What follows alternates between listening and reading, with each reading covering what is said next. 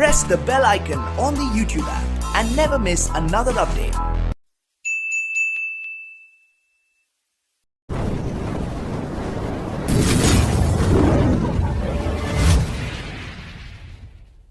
Hello everyone, कैसे हैं आप लोग। हम लोग एक दिन अल्टरनेट करके मिलेंगे बच्चों, डेली मिलेंगे लेकिन एक दिन अल्टरनेट करके, है ना। क्योंकि बहुत सारे क्लास का वीडियो बनाना पड़ रहा है, तो थोड़ा सा और वीडियो को थोड़ा सा अच्छा बनाना पड़ रहा है कि आप लोगों को मज़ा आए और आसानी से आपको समझ में आ जाए, है ना बच्चों। चलिए, पिछले क्लास में हम लोगों ने बात किया था मोमेंटम की कहानी हमने देखा था। शायद फॉर्मूला आपके पास था P = mv, और उसके बारे में कुछ कहानी हमने सुनाया था, आपको याद होगा। आज हम बात करते हैं इनर्शिया। इनर्शिया क्या होता है, ठीक है बच्चों, बहुत इंपॉर्टेंट है। 11th क्लास में इसका एक बड़े भाई भी मिलेंगे जिसको हम बोलते हैं मोमेंट ऑफ इनर्शिया। और मजा आता है इसमें, है ना बच्चों। तो पहले इनर्शिया समझते हैं। इनर्शिया क्या होता है। इनर्शिया किसी भी ऑब्जेक्ट की प्रॉपर्टी होती है, हिंदी में पहले बताते हैं फिर इंग्लिश में बता देते हैं, ठीक है। प्रॉपर्टी होती है जिसके जरिए वो खुद ब खुद अपने आप के अंदर चेंजेस नहीं ला सकता, है ना। इनर्शिया किसी भी ऑब्जेक्ट की एक प्रॉपर्टी होती है जिसकी वजह से वो खुद ब खुद अपने आप से अपने अंदर कोई चेंजेस नहीं ला सकता। अगर रुका है तो रुका ही रहेगा, अपने से चलने नहीं लगेगा, है ना। कब चलेगा, जब उस पर एक्सटर्नल फोर्स लगाया जाएगा, ठीक है। उसको हम बोलते हैं इनर्शिया, ठीक है। डेफिनेशन सुनिएगा। It is the property of an object, ये ऑब्जेक्ट की एक प्रॉपर्टी होती है, बाय वर्च्यू ऑफ विच, जिसके जरिए एन ऑब्जेक्ट, कोई भी ऑब्जेक्ट, ठीक है, does not change itself either it's state of rest और इट्स स्टेट ऑफ मोशन। मतलब वो अपने स्टेट को चेंज नहीं कर पाता, ठीक है। रेस्ट में है तो रेस्ट में ही रहेगा, या मोशन में है तो मोशन में ही रहेगा। कब तक रेस्ट में रहेगा और कब तक मोशन में रहेगा, जब तक कि उस पर कोई एक्सटर्नल फोर्स न लगा दिया जाए। जैसे कोई बॉडी रेस्ट में है तो कंटिन्यूअस रेस्ट में रहेगा, कब तक, जब तक कि हम उस पर फोर्स लगा के उसको आगे ना मूव करें, है ना। और इनर्शिया ऑफ मोशन का मतलब क्या होता है, कोई बॉडी मोशन में है तो कंटिन्यूअस मोशन में रहेगा। कब तक मोशन में रहेगा, जब तक उसको कोई एक्सटर्नल फोर्स लगा के हम रोक न दें, है कि नहीं। तो इनर्शिया का मतलब होता है खुद ब खुद मैं अपने आप से अपने आप के अंदर कोई चेंजेस नहीं ला सकता, अपने स्टेट के अंदर कोई चेंजेस। कौन सा स्टेट, इनर्शिया ऑफ रेस्ट का या मोशन, ठीक है। मतलब अपना मैं रेस्ट में हूं तो रेस्ट में ही रहूंगा, मोशन में हूं तो मोशन में ही रहूंगा, ठीक है। कब तक रहूंगा, जब तक कि मुझे मेरे ऊपर कोई एक्सटर्नल फोर्स नहीं लग रहा, ठीक है। समझ में आ रहा है। जैसे हम बात करते हैं, सबसे पहले बात करते हैं इनर्शिया ऑफ रेस्ट। तीन टाइप्स होते हैं बच्चों ये। पहला होता है इनर्शिया ऑफ रेस्ट, दूसरा होता है इनर्शिया ऑफ मोशन, एंड तीसरा होता है इनर्शिया ऑफ डायरेक्शन, ठीक है। ये तीन होते हैं बच्चों। तो सबसे पहले हम बात करते हैं inertia of rest. Inertia of rest का मतलब, if a body is at rest, अगर कोई बॉडी रेस्ट में है, is continue in a state of rest, continue रहेगा रेस्ट में। कब तक, until और unless an external force applied on it, जब तक कि उस पे हम कोई एक्सटर्नल फोर्स नहीं लगाएंगे तो बॉडी रुका था तो रुका ही रहेगा, चलेगा नहीं, ठीक है। What is inertia of rest? If a body is at rest, is continue at rest. अगर बॉडी रेस्ट में है तो कंटिन्यू रेस्ट में रहेगा। कब तक, until और unless an external force applied on it, जब तक कि उस पे कोई एक्सटर्नल फोर्स न लगा दें तब तक वो रेस्ट का रेस्ट में ही रहेगा, ठीक है। जैसे कि एग्जांपल देखते हैं। सपोज करते हैं यहाँ पे आपके पास एक कार है, आ भी है, देखो कार, है ना। कार के ऊपर लगेज रखा हुआ है, दोनों भी रेस्ट में है, कोई दिक्कत, नो दिक्कत। अब इनर्शिया ऑफ रेस्ट का मैं एग्जांपल दिखा रहा हूं, समझने का प्रयास करिएगा। अब मैंने क्या किया, इस कार को मैं मूव करा रहा हूं, देखिए मैं झटके से कार को मूव कराया, ये कार तो आगे चली गई लेकिन लगेज वहीं का वहीं गिर गया ना।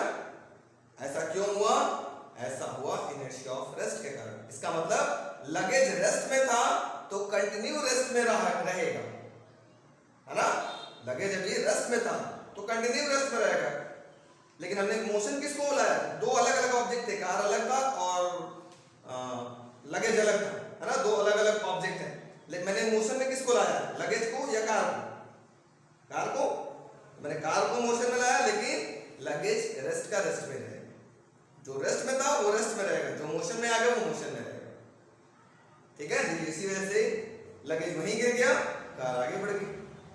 इसी वजह से इसको हम फ्लैश कर देते हैं। इसी वजह से कहा जाता है बच्चों कि जब भी आप बस या ट्रक या अपने कार के ऊपर जा रहे हैं, जो भी लगेज रखे उसको मोटे मोटे रोप से, रस्से से बांध लेते हैं हम लोग। नहीं बांधेंगे तो क्या होगा, तो चला कार स्टार्ट किया, वहीं पर वहीं लगेज गिर गया, हम पहुंच गए कहीं और, फिर खोजेंगे मेरा लगेज कहाँ है ना।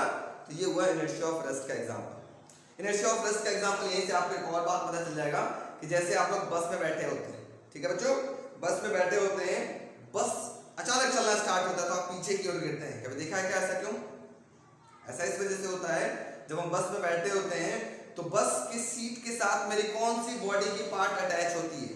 Lower portion of the body attach होती है कि नहीं होती है?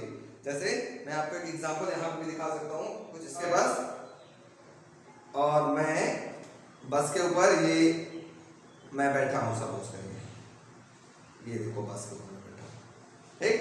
अब बस को मैं आगे बढ़ाया, किधर की ओर गिरा? पीछे की ओर गिरा ना। इसका मतलब क्या होता है, कैसे मैं पीछे की ओर गिरता हूँ? बस के साथ मेरी lower portion of the body attach होती है, लेकिन अपर पोर्शन ऑफ द बॉडी कहाँ होता है? एयर में होता है, हवा में होता है ना। इसका मतलब कौन मोशन में हो रहा है? बस मोशन में हो रहा है, तो बस के साथ कौन अटैच था? Lower portion of the body.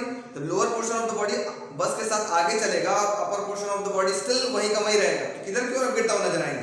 पीछे की ओर। समझ में आ रहा है?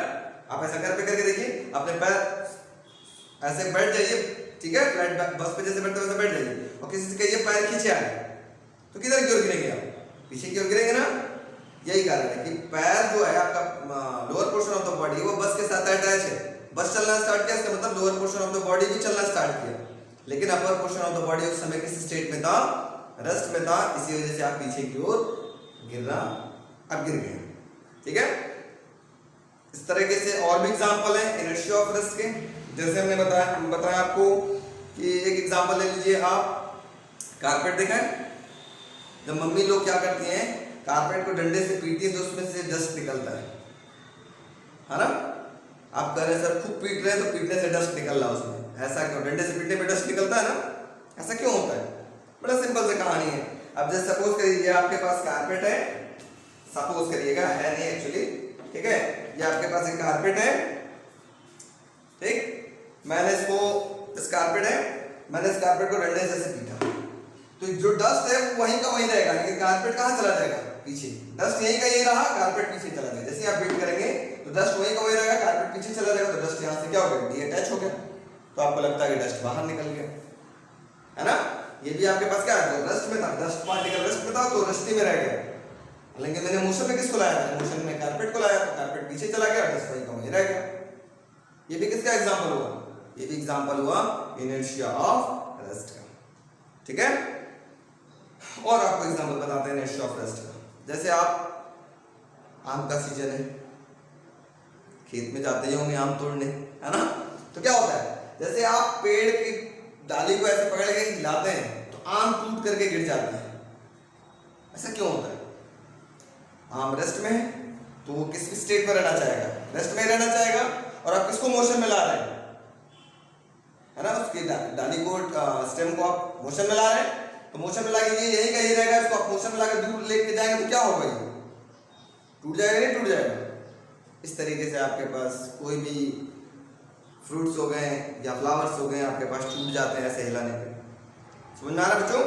तो ये आपके पास सारे एग्जांपल थे इनर्शिया ऑफ रेस्ट का। उम्मीद करते हैं आपको समझ में आया होगा, मजा आया होगा, ठीक है।